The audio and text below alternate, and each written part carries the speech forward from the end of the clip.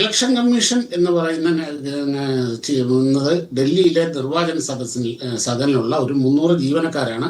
അതുമായിട്ട് നേരിട്ട് ബന്ധമുള്ളവർ, നേരിട്ട് ഇലക്ഷൻ കമ്മീഷന്റെ ജീവനക്കാർ എന്ന് പറയുന്നത്.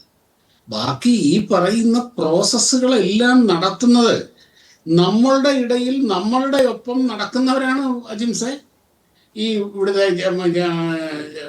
ജില്ലാ കളക്ടർ മുതൽ ഈ താഴെ BLO വരെയുള്ള ആ ഉദ്യോഗസ്ഥരെന്ന് പറഞ്ഞു കഴിഞ്ഞാൽ ഞാനും നിങ്ങളും ഒക്കെ അടങ്ങിയ ഈ സമൂഹത്തിന്റെ നമ്മളുടെയൊക്കെ ഭാഗമാണ്. അല്ലാതെ വേറെ ഏതോ ലോകത്തൊന്നും നൂലെ കെട്ടി ഇറക്കിക്കൊണ്ട് വന്നവരല്ല അവര്. നമുക്ക് മുഖപരിചയമുള്ള, നമ്മളെ നേരിട്ട് കാണുന്ന, നമ്മൾ എന്നും സംസാരിക്കുന്ന ആൾക്കാരാണ് അവരൊക്കെ. അത്രമാത്രം ഹൈലി ഡീസെൻട്രലൈസ്ഡ് ആയിട്ടുള്ള ഒരു സിസ്റ്റമാണിത്. പിന്നെ ഇവിടെ പറയുന്നു നിങ്ങളുടെ പ്രശ്നം BJP എന്തുകൊണ്ട് ഇതിനെ എതിർക്കുന്നില്ല എന്ന്. ചേട്ടാ, ഇത്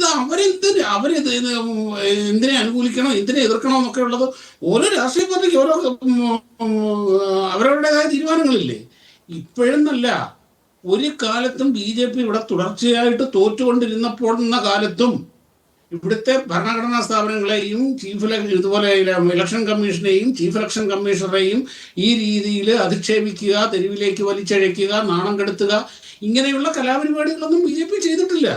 തോറ്റിട്ടുണ്ടെങ്കിൽ അന്തസ്സായിട്ട് ആ തോൽവിയെ അംഗീകരിച്ച് എന്തുകൊണ്ട് ഞങ്ങളെ തിരസ്കരിച്ചു എന്ന് പഠിച്ച് ആ തെറ്റുകൾ തിരുത്തി വീണ്ടും ജനങ്ങളെ സമീപിച്ച് അംഗീകാരം നേടുകയാണ് ചെയ്തിട്ടുള്ളത്. അങ്ങനെയാണ് വേണ്ടത്. അല്ലാതെ ഞങ്ങൾ തോറ്റു കഴിയുമ്പം ഇവിടുത്തെ ഇലക്ഷൻ കമ്മീഷൻ ശരിയല്ല, ഭരണഘടനാ അങ്ങയെ തടസ്സപ്പെടുത്തുകയല്ല. ഞാൻ അങ്ങേ ഒരു കോണ്ടെക്സ്റ്റ് പറഞ്ഞ് മനസ്സിലാക്കുകയാണ്. അതായത് അങ്ങിപ്പോൾ അല്പം മുമ്പ് പറഞ്ഞല്ലോ, ഈ 300ഓളം വരുന്ന തെരഞ്ഞെടുപ്പ് കമ്മീഷനിലെ ജീവനക്കാർ മാത്രമാണ്, ബാക്കി മുഴുവൻ ലക്ഷക്കണക്കിനുള്ളത് നമ്മുടെ ഇടയിലുള്ള ആളുകളാണ് ഇതിൻ്റെ തെരഞ്ഞെടുപ്പ് പ്രക്രിയയുടെ ഭാഗമാവുന്നതെന്ന്. കഴിഞ്ഞ ദിവസം രാഹുൽ ഗാന്ധി ചൂണ്ടിക്കാട്ടിയ ഉദാഹരണത്തിൽ ഈ BLOമാർ അവിടെയുള്ള ആളുകൾ തന്നെയാണ്. ആ BLOയുടെ അമ്മാവൻ്റെ വോട്ട് വെട്ടിക്കളഞ്ഞു എന്ന് അദ്ദേഹം പരാതിപ്പെട്ടപ്പോഴാണ് ഒരു കേസെടുക്കാൻ തെരഞ്ഞെടുപ്പ് കമ്മീഷൻ നിർദ്ദേശിച്ചത്. ആ കേസിൻ്റെ ഫോളോ അപ്പിന് വേണ്ടി കർണാടക സർക്കാർ എഴുതിയ 18 കത്തുകൾ, ആ കത്തുകളുടെ വിശദാംശങ്ങളും പുറത്തുവിട്ടിരുന്നു.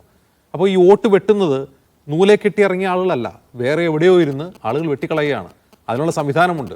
നമ്മുടെ കൺമുമ്പിൽ ഇത്തരം തട്ടിപ്പുകൾ നടക്കും എന്നതിനുള്ള തെളിവാണ് കർണാടകയിലേത് രാഹുൽ ഗാന്ധി ഉദാഹരണമായി കാണിച്ചത്. അത് കള്ളക്കഥയാണെന്നോ അത് കേവല ആരോപണമാണെന്ന് പറയാൻ കഴിയില്ല. കാരണം തെരഞ്ഞെടുപ്പ് കമ്മീഷൻ തന്നെ അങ്ങനെ ചില ശ്രമങ്ങൾ നടന്നിട്ടുണ്ട്, ഞങ്ങൾ കേസെടുത്തിട്ടുണ്ട് എന്ന് സമ്മതിച്ചതാണ്.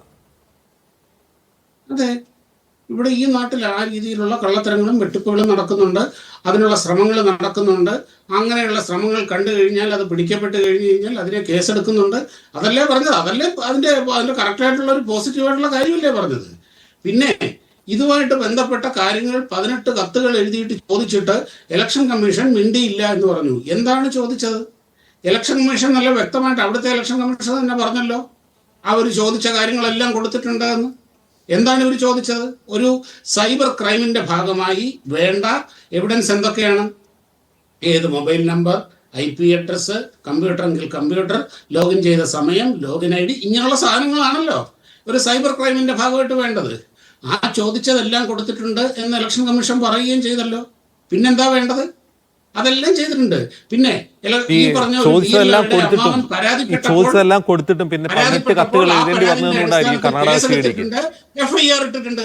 അല്ല, ചോദിച്ചതെല്ലാം കൊടുത്തിട്ടും CIDക്ക് 18 കത്ത് എഴുതേണ്ടി വന്നത് എന്തുകൊണ്ടാണ്? കിട്ടിയത് കൊണ്ടാണോ? അത് കിട്ടാത്തതുകൊണ്ടാണോ? എവിടെയാ കത്ത്? എന്താണ് അവർ ചോദിച്ചത്? അവർ താങ്കൾ ഈ പറഞ്ഞ കാര്യങ്ങൾ തന്നെ അത് കൊടുത്തുവെന്ന് കമ്മീഷൻ പറയുന്നുണ്ട്, കിട്ടിയിട്ടില്ല. അതുകൊണ്ടാണല്ലോ അവർ കത്ത് എഴുതുന്നത്. അത് പറയുന്നത് കമ്മീഷൻ വളരെ വ്യക്തമായിട്ട് പറഞ്ഞു, ഞങ്ങൾ കൊടുത്തിട്ടുണ്ട്. അല്ല, കമ്മീഷൻ നുണ പറയുകയാണ്. ദാ ഞങ്ങൾ CID കൊടുത്ത കത്തുകൾ ഇതാണ്. അവിടെ നിന്ന് ആ കത്തുകൾ അവിടെ ഈ കത്തയച്ചു എന്ന് പറയുന്ന അല്ലാതെന്താ? കൊടുത്തിട്ടുണ്ട് എന്ന് പറഞ്ഞാൽ കൊടുത്തിട്ടുണ്ടെന്ന് തന്നെയാണ് അതിന്റെ അർത്ഥം. അത് കമ്മീഷൻ കളവ് പറയേണ്ട കാര്യമില്ല. കമ്മീഷൻ ഒരു കളവും പറയില്ല. കമ്മീഷൻ പറഞ്ഞു ഞങ്ങൾ ചോദിച്ച കാര്യങ്ങൾ പോലീസിനെ സഹായിക്കാൻ വേണ്ടിയിട്ട് കൊടുത്തിട്ടുണ്ട് എന്ന് പറഞ്ഞു. എന്നിട്ട് അവിടുത്തെ പോലീസ് മറുപടി പറഞ്ഞു. ഇവിടുത്തെ പോലീസ് ഡിപ്പാർട്ട്മെന്റ് മറുപടി പറഞ്ഞു. ഈ രാഹുൽ ഗാന്ധി അല്ലല്ലോ പറയേണ്ടത്. രാഹുൽ ഗാന്ധി പറഞ്ഞു CID കത്തയച്ചു. CID on behalf of CID സംസാരിക്കാൻ രാഹുൽ ഗാന്ധി ആരാ? അവിടുത്തെ ഗവൺമെന്റ് പറഞ്ഞോ? സംസ്ഥാന ഗവൺമെന്റ് പറഞ്ഞോ? ആ പറയേണ്ട സംസ്ഥാന ഗവൺമെന്റ്, അല്ലാതെ രാഹുൽ ഗാന്ധി അല്ല. അവിടെ ഭരിക്കുന്നത് കോൺഗ്രസ് ഗവൺമെന്റ് അല്ലേ? കോൺഗ്രസ് ഗവൺമെന്റ് ഒരു അക്ഷരം പറഞ്ഞിട്ടുണ്ടോ? അവിടുത്തെ പോലീസ് ഡിപ്പാർട്ട്മെന്റ് പറഞ്ഞിട്ടുണ്ടോ? അല്ലാതെ ഡൽഹിയിൽ ഇരുന്ന് രാഹുൽ ഗാന്ധി അല്ല പറയേണ്ടത്. അവിടെ അതിന്റെ അതോറിറ്റി പറയണം. പറഞ്ഞിട്ടില്ലല്ലോ.